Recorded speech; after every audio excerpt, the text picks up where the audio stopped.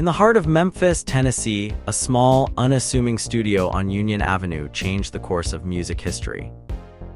This was the Sun recording studio, where rock and roll was born. Here, a young Elvis Presley stepped into the spotlight, transforming from an unknown to a phenomenon in the span of just over a year. But to understand how Elvis became a legend, we need to travel back in time to a place where dreams were made and music was raw and real.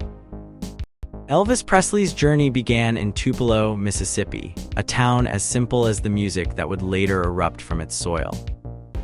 It was here, in a tiny shotgun shack, that Elvis and his twin brother Jesse were born on January 8, 1935.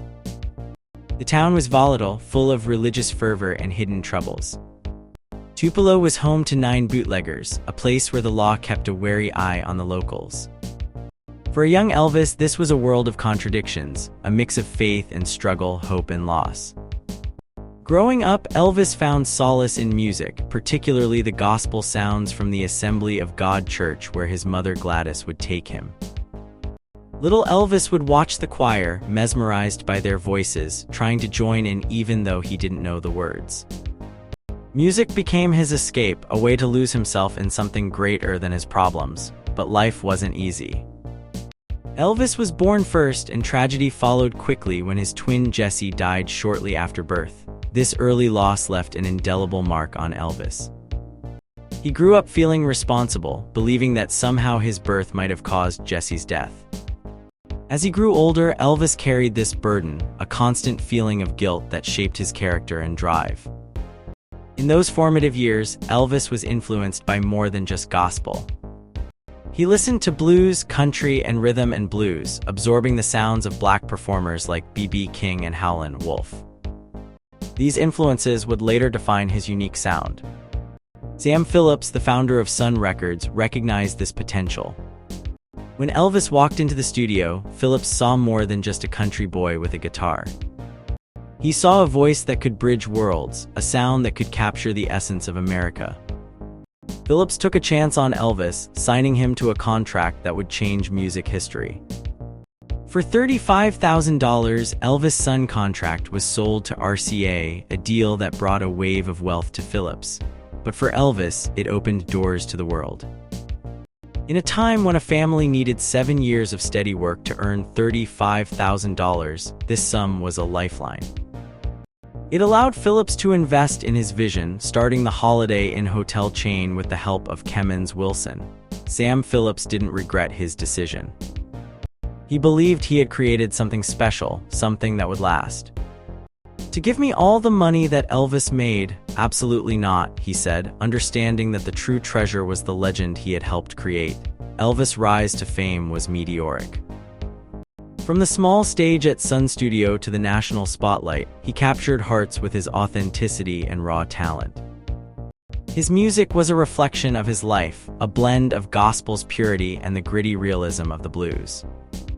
It was this authenticity that made him more than just a singer; he was a cultural icon. As Elvis' star shone brighter, the town of Tupelo looked on, proud of the son who had made it big. But for Elvis, the journey was just beginning. With each note, he was still searching for acceptance, still grappling with the shadows of his past.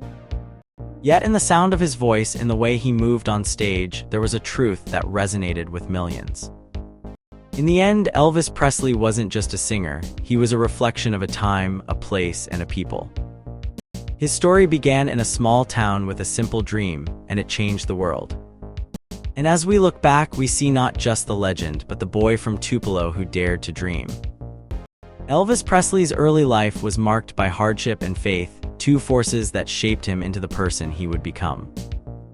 Born into a family that had come to America many years before, the truth about their origins remained a mystery.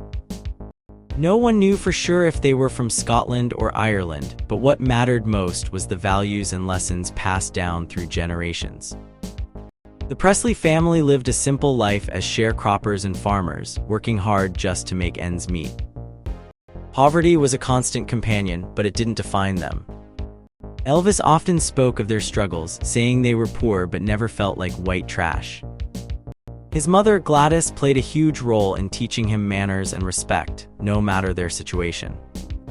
She made sure he knew how to behave, teaching him to stand up when adults entered a room and to always say yes, sir, and no, ma'am. This upbringing instilled in Elvis a sense of dignity and respect for others, something he carried with him throughout his life. Growing up, Elvis and his family faced hunger at times, but they never lost their compassion for others. Vernon, Elvis' father, worked various jobs to support the family, from driving a truck to working as a painter. Gladys worked as a seamstress, sewing clothes for people in their small town. Even though they were poor, they didn't feel like they were the lowest in society. Everyone around them faced similar struggles, which created a sense of unity. Faith was another pillar in the Presley family life. They were Pentecostal Christians, a religion known for its lively services and belief in speaking in tongues.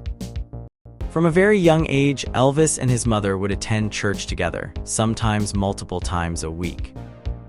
Their faith was strong and personal, something that gave them hope and strength. Elvis often talked about God as someone who walked beside him, understanding his thoughts and easing his burdens. Music, especially gospel, was a big part of their faith and helped Elvis find peace. When he was stressed after performing, he would sing songs like Peace in the Valley to calm his nerves. These songs reminded him of happier times with his family. For Elvis, gospel singing was a way to connect with his past and find solace in difficult moments. However, life wasn't always easy for the Presleys. In 1937, things took a dark turn when Gladys' mother died. The following year, Vernon, along with Gladys' brother and another man, got into trouble for trying to cash an altered check. They were sentenced to 3 years in a Mississippi prison, known for its harsh conditions. This event deeply affected Vernon and changed his outlook on life. He became more cautious, less trusting, and more withdrawn. His experience in prison, along with his feelings of inadequacy, shaped not just his own life, but also how he saw the world and his son. Despite the challenges, Elvis's father, Vernon, tried to instill a sense of self-worth in him. Sam Phillips, a musician and record producer, even noted that Elvis seemed to view himself with a sense of inferiority, almost like a black person would view themselves in that time and place. This feeling of not being good enough followed Elvis, but it didn't define him. He used his music and his faith to overcome these doubts and become the legendary artist he is known as today. Elvis' early life was a mix of hardship and hope, shaped by the values of his family and their deep faith. These early experiences laid the foundation for his later success and his unique place in music history.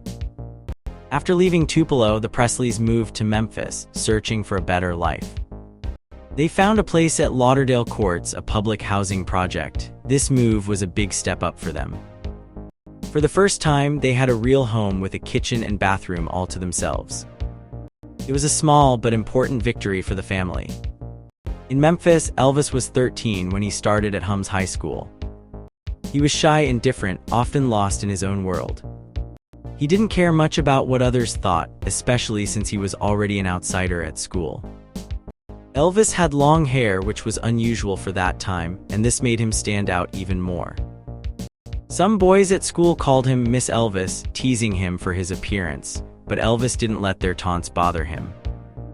He knew he was different and he was okay with that. Elvis loved music, especially gospel and blues. He also adored superheroes from comic books, especially Captain Marvel Jr. This hero wasn't just any sidekick, he had his own stories and was brave in his own right. For Elvis, these comics were more than just entertainment. They were a way to escape and imagine a world where he could be the hero. At school, Elvis walked with confidence, almost like a cowboy in a Western movie. He didn't care about fitting in. He was proud of who he was, even if it meant being different. His friend Dixie Locke observed that while everyone loved Elvis's spirit and energy, they were wary of his father, Vernon. Vernon was quiet and didn't seem to do much work. He often let Elvis take care of the family's money, which was unusual since Vernon was only 38.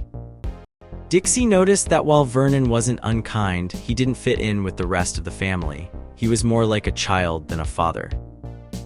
This made Elvis take on a fatherly role, caring for his parents and providing for them. For Elvis, this was just part of life. He dreamed big dreams and believed he could turn them into reality. He saw himself as the hero of his own story, just like the heroes in his comic books and movies. In Memphis, Elvis began to shape the world he wanted to live in. It wasn't easy, but he was determined. His love for music grew stronger, and he started to perform at local venues. Elvis knew that to succeed, he had to believe in himself and his talent. Even though life was tough, with his family facing eviction and his father struggling, Elvis held on to his dreams.